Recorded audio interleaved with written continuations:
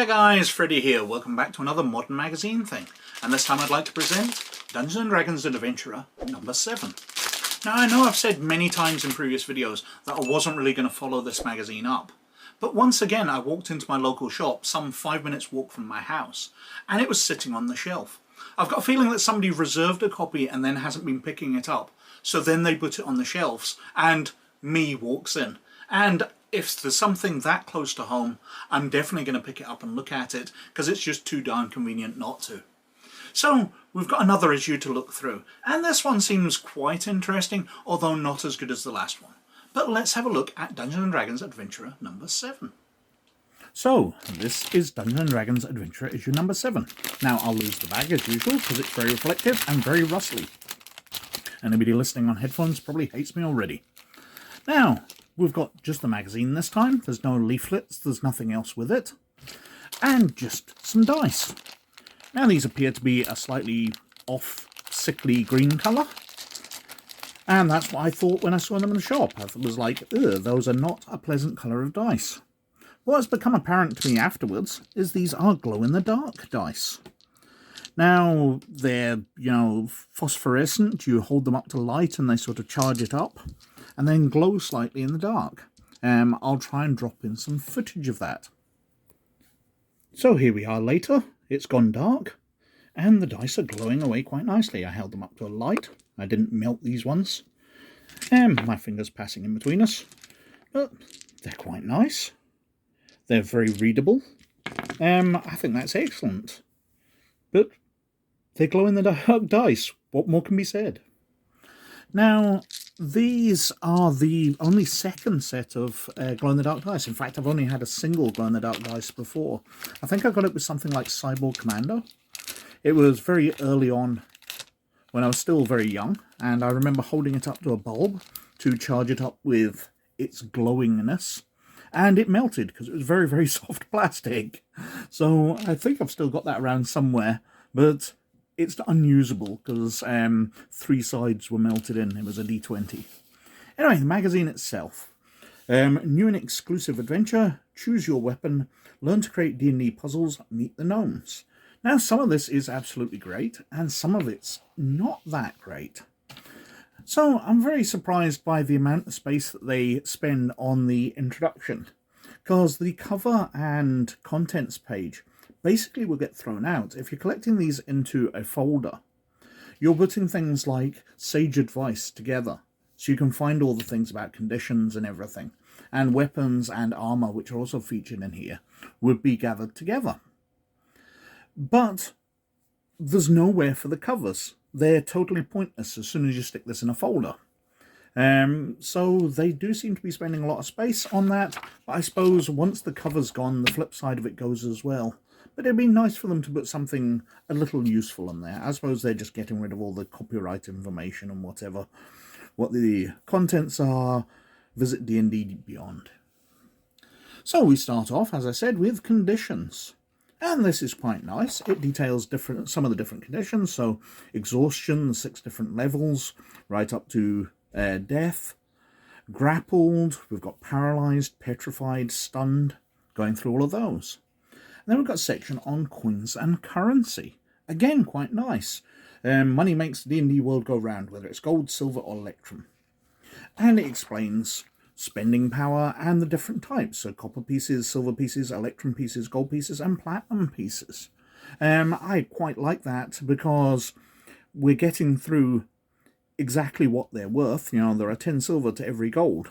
There are 5 silver pieces or 1/2 of a gold piece to an electrum. So we've got the conversion rates there. But it is explaining electrum because that's one of the more rarer pieces. Now this is the bit I'm not that keen on at all. Sage Advice B, the DM. Puzzles. From riddles to moving boxes, an array of puzzles DMs can introduce to test adventurers' quick thinking skills. A pantheon of puzzles. The secret to a satisfying puzzle. Puzzle classics, tiled floor, mirrored room, and empty-handed statue. Now I assume they're going to return to this at some point, but that is only the briefest look. That's explaining what a puzzle is. It's not providing the DM with a way of creating puzzles or giving them any good feedback. I'd have much preferred a really sort of brief overlook of types of puzzles and what makes a well, we've got the secret to a satisfying puzzle, but what makes it useful in your games? And giving people a bunch of different ideas, and then spending later issues completely fleshing those out and breaking them down into subtypes and whatever. There's just not a lot here. It's the briefest of brief touches on puzzles, which are a major part of any role-playing game, really, especially Dungeons & Dragons. We've got Sage Advice D, and Combat Section 2, Actions, Bonus Actions in Combat. So we've got talking through that we've got movement, action, bonus actions. What the actions are: you can attack, cast a spell, dash, disengage, dodge, help, hide, ready, search objects, use an object, and monster actions. And then we've got bonus actions, such as two-weapon fighting. Now, again, that's kind of going over it briefly, but I do like it as an introduction. It's giving you what you can do. A nice introduction. We're getting a bit late, though, after 7 issues, to only be going on to actions now. And then we're starting with a section on weapons. So, talking about different types of weapons. Melee weapons, ranged weapons. We've got a big weapons table here, talking about weapons proficiencies, simple and martial weapons, and then unarmed strike as well. And then we continue with weapons, so fleshing it out more, talking about things like ammunition, finesse, heavy, light, so explaining the properties here, and giving you advice on what it does. You know, the range of a weapon, the reach of the weapon. And then we've got, I've flipped over 2 pages. Improvised weapons and two-weapon fighting. And then we're on to equipment armor. So talking about armor proficiency. We go through light armors, padded leather, studded leather, medium armor, which is hide, chain shirts, scale mail, breastplates, half plate. And then heavy armor, ring mail, chain mail, splint, and plate mail, along with an armor table and how long it takes to get in and out of armor. Again, a very nice introduction to it. Continuing, we're now going on to gnomes. We've dealt with dwarves and elves and humans in the past, halflings.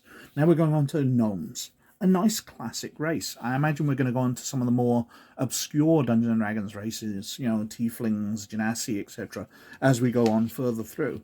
But they're dealing with the standard fantasy races. Again, very nice introduction. Gnome cultures, so we've got rock gnomes, deep gnomes, forest gnomes, the forgotten folk. And then we've got the encounter. Well, for the first time, this really is just an encounter. Whereas in previous ones, they've been short adventures. You know, situations set up. This is basically just an item. So, Great Wind's Conundrum. The beginning of the encounter, they get given the puzzle box, and they have to solve a puzzle box. And that's it. Solving the puzzles in the wrong order, resets or sword defenders come out, magical protections, the different faces of the puzzle box, the dragons, rabbits, wombats, badgers, tarantulas, clockwork defender. As you solve the final puzzle, it opens up. There's a hidden parchment inside. You've got treasure, the shield that the person gives you in exchange for solving the puzzle box. Talk about blind sight. And we've got the clockwork defender here, the creatures which appear to defend the puzzle box. It's all right, but I'm a little disappointed compared to the previous adventures. They've been absolutely fabulous in introducing different problems. Defending a settlement, journeying. And I'd much rather seen them continue in that, maybe extending out the idea of making epic quests and stuff like that, rather than, you've got puzzle box, fix it. It's just so basic and not that interesting. So, that was Dungeons & Dragons Adventurer issue number 7. Now, I thought that was a pretty good issue, especially for beginners. I thought there was a lot of good content in there, introducing the ideas of different weapons abilities, different armor abilities, and the different actions you can take. They're giving a vast variety of different options to players during play, which I thought was absolutely fantastic.